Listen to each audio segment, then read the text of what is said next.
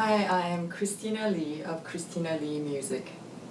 I always loved playing the piano. My mom says, you just loved it. And I just fell in love with it.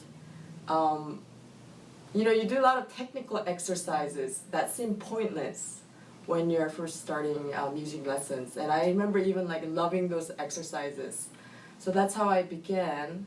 And another very important thing that happened is when I was probably 11 years old, my piano teacher, who was a church accompanist, asked me to start playing the piano for the church. So I started playing in public, learning new things, like sight reading every week for hundreds of people. And that just became part of my journey with music. And looking back as a teacher, that just brought in a whole new dynamic to my partnership with music. It became a very dynamic, living entity that connected me to myself, not only to myself, but to a whole new community around me. And it gave me also the freedom to create my own music, which is something that I do with my students a lot. I realized that I just did it because I had all these repertoires that I was learning, aside from my piano lessons, because I was accompanying music for the church. And so that became very important. I see myself as musician, teacher, and entrepreneur, and I see all those three aspects being synergetic with each other, but having a dynamic life of its own. As a musician, I try to be excellent in what I do. As a teacher, I do the same. And I think a lot of musicians and teachers, it's hard for them to see themselves as an entrepreneur. I take that part very seriously. I'm a business owner, as well as someone who is continuously developing and being creative in the realm of business. I really think I'm really good at being creative. Being creative in my teaching. I think all the time. And I think about my students, and I think about what they think, what they feel, and I try to connect with them. And because I'm a creative person, I bring things, tangible things, activities, programs, repertoires that would connect with my students in creative ways. And I do that as an entrepreneur too. I'm always up for trying out something new because everybody is unique. And we do private lessons, and I really believe that there's no point in taking private lessons if every private lessons are same. I teach Jenny and it looks like this, and I teach Paul and it looks the same. Then there's no sense of catering to the person my student is. So I do that. So I taught piano lessons as a college student when I was studying music at UW, University of Washington, and I really didn't like it. And I taught, and I thought I will never be a teacher. I didn't think I was good. I didn't enjoy it, and I did other things with my life for let's say about 16, 18 years. I did music, but I wasn't really teaching actively. And then my life changed, and I thought this is an opportunity that opened up so that I can do music full time. Because there was something always in the back of my mind that I haven't given music, even though I've had this love affair with music. Just like every love affair, there was this love-hate relationship. And because of that, I loved it and I hated it and I tried to run away from it. And but after all those years, there was this thing in the back of my mind. I have not given music a full chance that it deserves. So when my life changed, I thought, okay, I'm gonna give music a full chance, and I'm gonna just focus on music.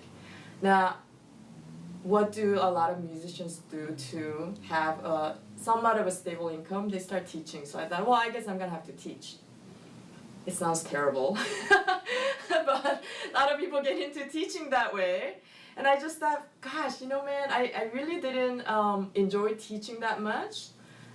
There's actually another story that that goes before this. How I started embracing myself as a teacher and thought, you know what, maybe I am a teacher. Before coming back to Seattle to do music full time, I was living in Beirut, Lebanon, and I was working with street kids. I wanted to help out with this organization. I was already there, and so I approached them and said, what can I do? And they said, well, you can help us with donations, financial donations, and, you know, goods that have been used. And so I started going around the expat community to advocate for this organization called Tahaddi, which means challenge in Arabic. And so I started doing that, and then I would bring, you know, shoes or clothes or whatever that I collected, toys, to the center. And every time I went, there was like a after-school tutoring program. So I just sat there with the kids, and I could help with math.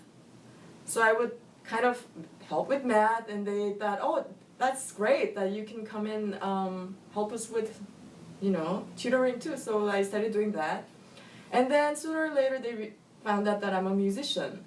So they said, well, can we have you come and teach some, you know, music lessons and teach, maybe start a choir for our Mother's Day celebration. So I said, sure. And I thought, you know, my Arabic is taxi Arabic, which means that, you know, I know how to say certain numbers, like go, right, left, stop. I thought, how am I going to teach these kids music without a common language? So I started figuring out, you know, clapping and different ways of connecting with them, teaching them how to sing solfege. The first song I taught them is Edelweiss from Sound of Music. And when some of my Lebanese friends, well-to-do friends, found out that I was going to this area where Lebanese would not go there, it's like, they were like, what? You go to the Sabra camp? But I would, you know, drive in with my 1989 Mercedes, and some days I would show up and the school would be closed, like, oh, there was shooting in the neighborhood, so we're closed. You know, things would happen, and I just accepted it, and I would just show up, say hello to everybody, and then I would go to the school, and I would teach. And my going back to my Lebanese friends, they said, well, but how is music gonna help them? You know, these are street kids. They need food. That's not gonna really help them get food. And I thought, you know, that I know that's true. And that was a whole love-hate aspect of being a musician. It just sometimes didn't feel like it was relevant to everyday life and everyday tangible needs. And I wanted to do something tangible. I wanted to do something that would be tangible to people's lives and their needs. But as I was teaching these kids, I mean, I saw something amazing. You know, I would show up and kids would just run to my car. I'm just telling the story now.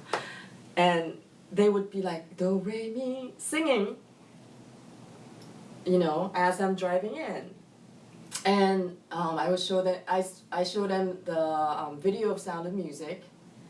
And I mean, I could see, like, literally, I could see their mind just like expanding, and with this creativity, and there's like, oh, we could do that and we could do that, and they started imagining things, and I realized that, you know what, these kids are becoming more human because they're learning to sing Edelweiss, and that might not give them food on their table tonight, but that is going to do something to their life.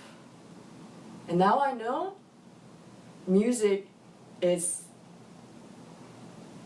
relevant because it saves souls and it restores human dignity. I'm a believer of, I have faith in God, and I believe that it's one of those things that, you know, God gave us this, at the core, we have this desire to be creative. And when we're allowed to do that, we become more human, we become more full, and whatever that means for everyday life. We have to believe that it's important and powerful. So Capital Cider has more to do with my desire to be an entrepreneur and desire to be a musician in collaboration with other people. So I started going to Capital Cider by an invitation of my high school piano teacher, who's friends with the owner there. She said, well, there's gonna be this great blues singer. And she sent out an invitation, and when I looked at the map, I realized that it was like 10-minute walk from where I live in Seattle. I thought, sure, you know, I went there, and then I met a bunch of people, and they told me that they have a Monday night jam session there. So I went, and it's this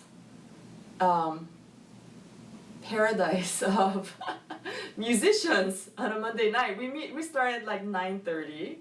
There's a house band, and they play for maybe half an hour, 45 minutes, and then whoever signed up can play.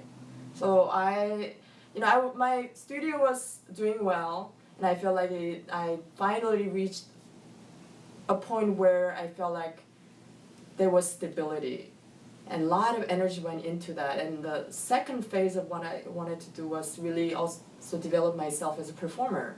So I started going to the jam session, and that was just the perfect place for me to start playing, you know, with different people, time to time. And then I got to know the owner, Julie, and we would sit there and talk together. And me being this kind of entrepreneur person would ask questions about, you know, the business side of it, and if all the music was benefiting the business and how it was running. And so we developed this kind of friendship.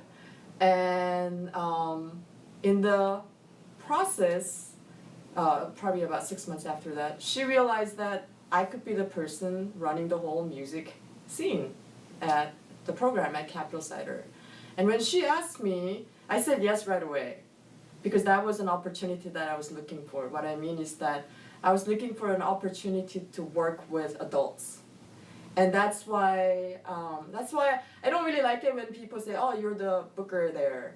I mean, that sounds so mechanical, like, oh yeah, you're on this date, you get this much money, show up this early. And that is certainly part of what I do, but I don't think that's the most important part of what I do. What I do is to develop and nurture. Nurturing meaning nurture the music program, and nurture the musicians, and nurture the audience.